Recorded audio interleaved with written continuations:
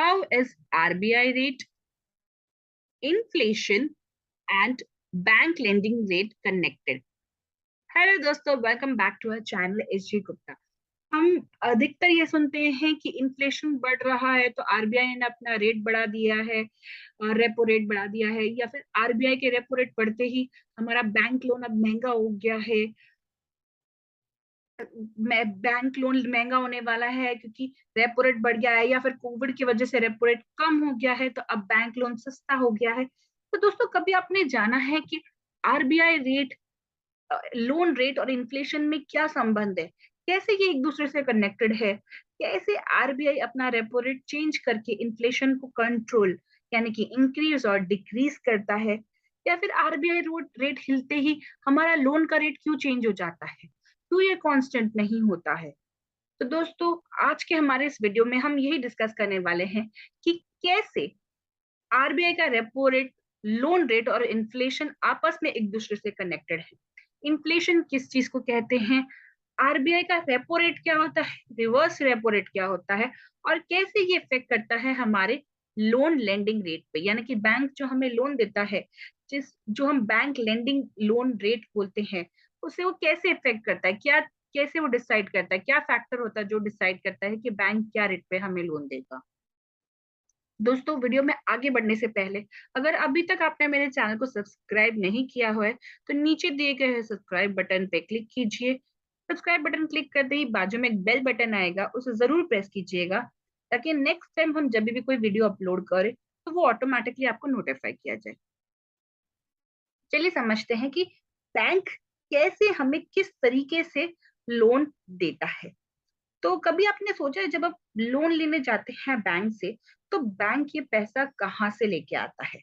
Bank के पास बहुत से रिसोर्सेज है जहां से वो पैसा इकट्ठा करता है और वो आपको वो लोन के तौर पे देता है, जिससे वो ब्याज लेता है आपसे।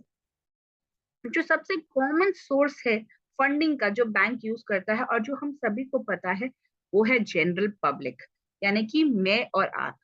हम जब जाके बैंक में अपना अकाउंट ओपन करते हैं और उसमें जो फंड्स रखते हैं, जिसे हम जनरली सेविंग अकाउंट या करंट अकाउंट कहते हैं, वो फंड्स बैंक यूज करता है लोन देने के लिए। इसके अलावा हम एफडीज रखते हैं, रिकरिंग डिपॉजिट रखते हैं, एंड बैंक की तरह तरह की स्कीम्स में इन्वेस्ट करते हैं। बैंक इस इन्वेस्टमेंट पे आपको एक रिटर्न में इंटरेस्ट देता है। अगर आप ध्यान देंगे तो आपको समझेगा या आपको दे दिखाई देगा कि जो बैंक का लेंडिंग रेट है वो जनरली हायर रेट पे रहता है कंपेयर टू जो इंटरेस्ट पब्लिक को दे रहा है उनके पास पैसे रखने के लिए। ऐसे जनरली अगर मैं देखूँ तो सेविंग अकाउंट्स का मेरा जो इंटरेस्ट रेट है वो जनरली 4 to 6% के बीच में होता है। सिमिलरली एफडीज जो डिपेंडिंग करती है पीरियोडिसिटी आप कितने रख रहे हो, वो भी समवेयर अराउंड 4 to 8% के बीच में रहती है। रिकरिंग डिपॉजिट भी उसी तरह से 4 to 8 के बीच में एवरेज रहता है। वहीं अगर हम बैंक लेंडिंग रेट देखेंगे तो वो जनरली 8 to 10% के बीच में रहता है, या फिर कभी कभार डिपेंडिंग अपॉन आप कौन सा टाइप का लोन ले रहे हैं, वो 12 to 14% के ऊपर भी चला जाता है। Apart from the general resources, general public से जो पैसा लिया है, उसके अलावा बैंक के पास और भी तरीके हैं फंड्स लेने के, जैसे जो इनिशियल कैपिटल इन्वेस्टमेंट होता है, या फिर किसी और बैंक से लोन लेना, या फिर जो एक सबसे अदर मेजर रिसोर्स है वो है आरबीआई से लोन लेना। RBI is the mother and father of all banks, यानी कि वो हर बैंक का बैंक है। जिस तरह से मैं और आप जाके बैंक में अकाउंट खुलाते हैं और जो भी हम बैंक में जा रहे हैं वो हमारा बैंक होता है, उसी तरह से बैंक का भी अपना एक बैंक है, RBI, reserve bank of India. Reserve bank of India में जो बैंक अकाउंट है वो सिर्फ एक प्राइवेट या फिर पब्लिक बैंक ही है। मैं और आप जाके आरबीआई में अपना अकाउंट नहीं ओपन कर सकते क्योंकि वो बैंक का बैंक है, यानी कि वहां पर हर एक बैंक अपना अकाउंट खोल के अपना पैसा जमा करता है और वहां से पैसा निकालता है। तो बैंक आरबीआई से लोन लेता है और इन टर्न वो लोन हमें देता है। अब जो बैंक आरबीआई से लोन लेता है, आरबीआई उसे एक इंटरेस्ट चार्ज करता है वो लोन लेने के लिए। उस इंटरेस्ट रेट को रेपो रेट कहा जाता है। तो बेसिकली जिस रेट पे आरबीआई लोन दे रहा है बैंक को, उसे रेपो रेट कहते हैं। रिवर्स रेपो रेट भी एक कॉन्सेप्ट है।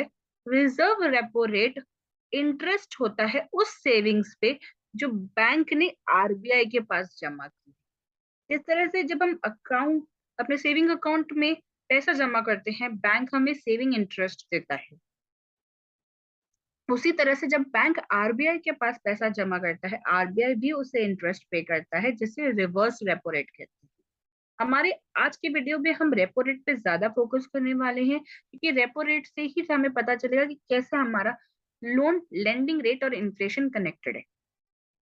जब आरबीआई बैंक को लोन देता है, वो इंटरेस्ट चार्ज करता है रेपो रेट पे।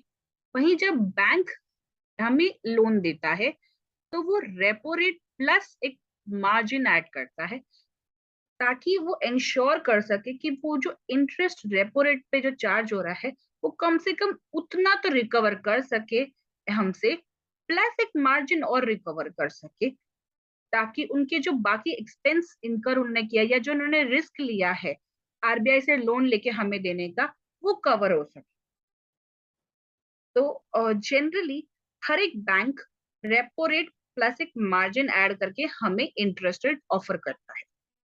जब भी आप कोई लोन लेने जाएंगे, अगर आप लोन के डॉक्यूमेंट्स को ध्यान से देखेंगे, तो दो तरीके के इंटरेस्ट रेट होते हैं। एक होता है फिक्स्ड इंटरेस्ट रेट और दूसरा होता है फ्लक्चुएटिंग। फिक्स्ड में इररिस्पेक्टिव रेपो रेट ऊपर जाए या नीचे जाए, आपका लोन का लेंडिंग रेट सेम रहेगा। वहीं फ्लक्चुएटिंग में अगर रेपो रेट ऊपर जा रहा है तो आपका लोन लेंडिंग रेट ऊपर चला जाएगा। वहीं अगर रेपो रेट नीचे जा रहा है तो आपका लोन लेंडिंग रेट कम हो जाएगा। जनरली ज्यादातर सभी बैंक्स फ्लक्चुएटिंग प्रेफर करती हैं लोन देते वक्त रादर देन फिक्स्ड, क्योंकि वो इंश्योर करना चाहती हैं कि वो रेपो रेट प्लस एक मार्जिन रिकवर कर सके जब वो लोन दे रही है। तो चलिए समझते हैं इस पूरे कॉन्सेप्ट को by way of an example. मान लीजिए बैंक का लेंडिंग रेट है रेपो रेट प्लस 2%, यानी कि जो भी रेपो रेट रहेगा उस पे 2% ऐड करके बैंक वो रेट पे आपको लोन देगी। तो अगर रेपो रेट 4% है, तो बैंक आपको लोन 6% के इंटरेस्ट पे दे रही है। वहीं अगर रेपो रेट बढ़ जाता है, 4 से 4.5 हो जाता है, तो बैंक का लेंडिंग रेट भी 6 से बढ़कर 6.5 हो जाता है, क्योंकि बैंक ने लोन देते वक्त आपको बोला है कि मैं फ्लक्चुएटिंग इंटरेस्ट रेट चार्ज करूंगी, यानी कि जो भी रेपो रेट रहेगा वो इंटरेस्ट रेट प्लस 2%। तो अगर इंटरेस्ट रेट बढ़ गया है, 4 से 4.5 हो गया है, ऑटोमेटिकली मेरा लोन रेट 6.5 हो जाएगा rather than 6। Same way third scenario में दिया है जहां पर रेपो रेट 5% हो चुका है, तो ऑटोमेटिकली बैंक लेंडिंग रेट भी 7% हो जाता है। तो अगर रेपो रेट बढ़ता है, आपका लोन और महंगा हो जाता है, क्योंकि इंटरेस्ट जो आप उस लोन पे पे कर रहे हैं वो बढ़ चुका है। अब चलिए समझते कि इन्फ्लेशन क्या होता है। इन्फ्लेशन एक ऐसा सिनेरियो है जहां पर मार्केट में पैसा बहुत ज्यादा फ्लोट हो चुका है। लोग आप एक कमोडिटी जिसकी वैल्यू शायद 100 रुपीज ही है, वो क्योंकि मार्केट में बहुत ज्यादा पैसा फ्लो चुका है, वो 100 का 1000 देने के लिए रेडी है, या फिर 100 का 500 देने के लिए रेडी है उस प्रोडक्ट के लिए। यानी कि मार्केट में पैसा ज्यादा फ्लो हो चुका है, इसलिए लोग ज्यादा खर्च करने लग गए हैं।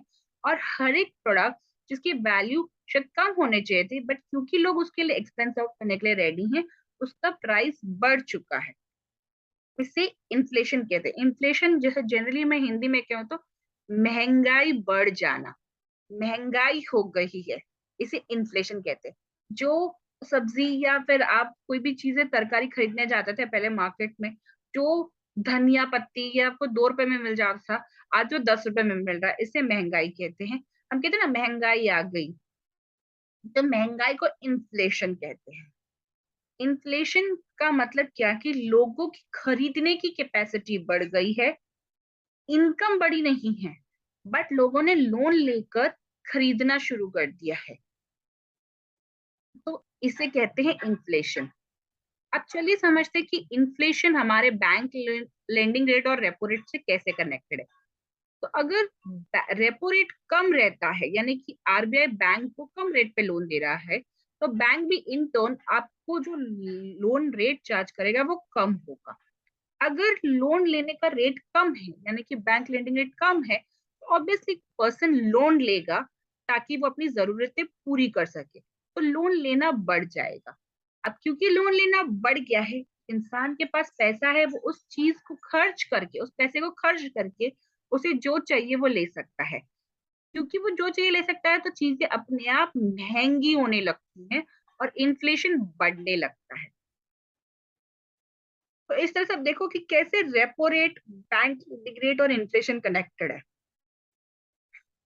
अगर आरबीआई अपना रेपो रेट कम करता है, ऑटोमेटिकली लोन रेट कम हो जाता है और इन्फ्लेशन बढ़ जाता है। अब अगर आपको इन्फ्लेशन को कम करना है, तो पहले आरबीआई को अपना रेपो रेट बढ़ाना पड़ेगा। आरबीआई जैसे ही अपना रेपो रेट बढ़ाएगा, लोन का रेट बढ़ जाएगा, लोन महंगा हो जाएगा, तो ऑटोमेटिकली लोग कम लोन लेना लगेंगे। उनके पास जो पहले बाइंग पावर कैपेसिटी जिसको हम कहते हैं, जो बहुत ज्यादा थी, क्योंकि इसीलिए वो लोग पैसा खर्च करने के लिए रेडी थे। क्योंकि लोग पैसा खर्च करने के लिए रेडी थे, चीजों के भाव बढ़ गए। अब अगर मार्केट से पैसा खींच लिया जाता है, लोन महंगा कर दिया जाता है, तो लोग लोन लेना कम प्रेफर करेंगे। अगर लोन कम लिया है, तो ऑटोमेटिकली उनके हाथ में पैसे कम है, तो वो चीजों पे देख के खर्च करेंगे। अगर वो उनका खर्च करने की कैपेसिटी कम हो गई, तो ऑटोमेटिकली इन्फ्लेशन नीचे आ जाता है। सो आई होप दोस्तों आपको ये वीडियो थोड़ा समझ में आया हो कि कैसे लोन रेट, इन्फ्लेशन और आरबीआई रेट आपस में कनेक्टेड है एक दूसरे से। कैसे रेपो रेट ऊपर या नीचे होने से आपका लोन महंगा या फिर सस्ता होता है, और कैसे लोन का रेट बढ़ने और कम होने से इन्फ्लेशन बढ़ता या कम होता है। आई एम श्योर अब आप लोन लेंगे तो आप इस पॉइंट पे जरूर ध्यान देंगे कि क्या आपका रेट है, क्या उस वक्त रेपो रेट है, क्या फ्लक्चुएटिंग इंटरेस्ट होता है और क्या फिक्स इंटरेस्ट, और कैसे आपको यूज करना है ताकि इन्फ्लेशन बढ़े या कम हो। आई होप दोस्तों आपको हमारा वीडियो अच्छा लगा हो तो प्लीज उसे लाइक जरूर कीजिएगा, ज्यादा से ज्यादा लोगों के साथ शेयर कीजिए, ताकि वो लोग भी इस नॉलेज का फायदा उठा सके।